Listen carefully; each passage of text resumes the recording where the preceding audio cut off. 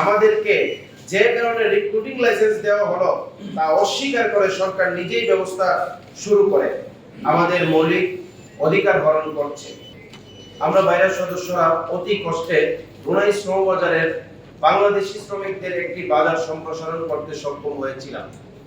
দুঃখের বিষয় এই যে হঠাৎ ব্রুনাইয়ে অবস্থিত বাংলাদেশের দূতাবাস কর্মকর্তা ও বাংলাদেশের সংশ্লিষ্ট মন্ত্রণালয়ের যোগসাজশে দুর্নীতির মাধ্যমে কালো টাকা আত্মসাতের জন্য কৌশলে বাইরের সদস্যদের মৌলিক অধিকার হরণ করে একমাত্র সরকারি প্রতিষ্ঠান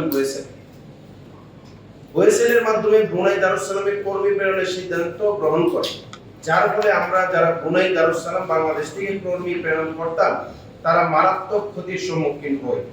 আমাদের অফিস কর্মচারী সহ আমরা পরিবার নিয়ে অত্যন্ত মানবতার জীবন যাপনে বাধ্য হই। এটি বাইরের সদস্যদের মৌলিক অধিকার হরণের শামিল।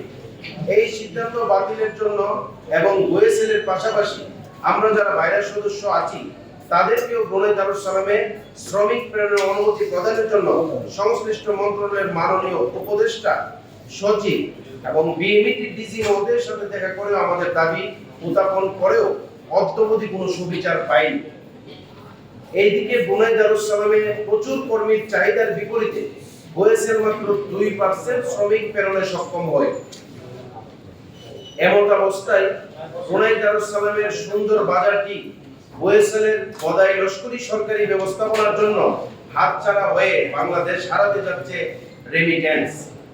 দেশ ও জাতির কল্যাণে ও স্বার্থে এই অচল ব্যবস্থা নিরসনে সরকারি আমলাতন্ত্রের বিরুদ্ধে ব্রুনাই রিক্রুটমেন্ট এজেন্সিস অ্যাসোসিয়েশনের পক্ষ থেকে দেশ ও জাতিকে বিষয়টি মিডিয়ার মাধ্যমে অবহিতকরণের লক্ষ্যে আমাদের এই সংবাদ সম্মেলন। আমাদের জনশক্তি কর্মসংস্থান মন্ত্রণালয় ও পররাষ্ট্র মন্ত্রণালয়ের যোগ সাজেশে ব্রুনাই দারুস সালামে ওয়েসেল একতরফাভাবে শ্রমশক্তি রপ্তানিতে জড়িত হয়ে আমাদেরকে যে কারণে রিক্রুটিং লাইসেন্স দেওয়া হলো তা অস্বীকার করে সরকার নিজেই ব্যবস্থা শুরু করে আমাদের মৌলিক অধিকার হরণ করছে।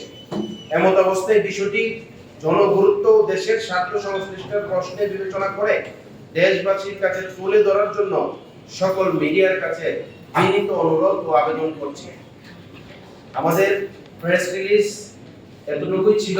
এখন আপনাদের যাদের আমাদেরকে প্রশ্ন করার জন্য কোনো প্রশ্ন 5 লক্ষ টাকা নিয়ে তারপরে লোক পাঠায় এর বই প্রমাণ আছে।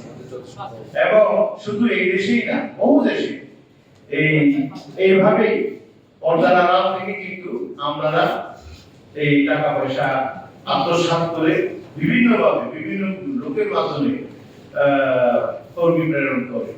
প্রকৃতপক্ষে 40,000 বা 42,000 টাকা খরচ দেখানো হচ্ছে। মূলত এই টাকাটা নয়, পর্দার আড়ালে কিন্তু এটা মিনিমাম 5 লাখ টাকা নেওয়া হয়। আর আপনি আরেকটা কি বলেন যে বেসরকারি আমাদেরকে নিয়োগই দেওয়া হয়েছে, আমাদেরকে লাইসেন্স দেওয়া হয়েছে, we will pay up to the 20 lakhs or 30 lakhs এবং প্রকার ভেদে আমরা 1 কোটি টাকা পর্যন্ত সিকিউরিটি মানে ডিপোজিট রেখে আমরা ব্যবসা করি।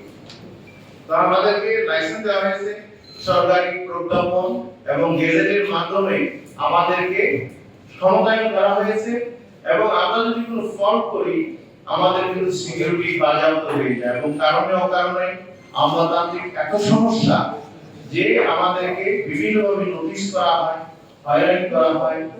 আমাদের একটা ফাঁসির মঞ্চের মতো আমরা অবস্থান করি। এত কঠোর এবং কঠিন অবস্থানে আমরা আছি। এবং এই 2% লোক পাঠিয়েছে, বাকি কর্মীরা কোথায় যাবে? বাকি কর্মীরা তো যেতে পারছে না, যার ফলে তাদের তো চাহিদা তারা অন্য ইথিওপিয়া বা বিভিন্ন দেশ থেকে তার শ্রমিক নিয়ে নিচ্ছে। আমরা কিন্তু এবং এত আমরা একটা কর্মী প্রেরণ করতে তারা সময় নিচ্ছে 6 থেকে 7 মাস। এটা কোনোদিন মানে গ্রহণযোগ্য নয়। বিশ্বের যে শ্রমবাজারটা যারা নিয়োগকর্তা তারা কিন্তু রেপিডেটলি চায়, জরুরি ভিত্তিতে শ্রমিক চায়, কিন্তু এই বিলম্বিত করার জন্য আমাদের শ্রম বাজার হারাচ্ছে এবং দেশের যে মেইন আমাদের সোর্স, আমাদের শক্তি রেমিটেন্স যোদ্ধাদের অর্থ।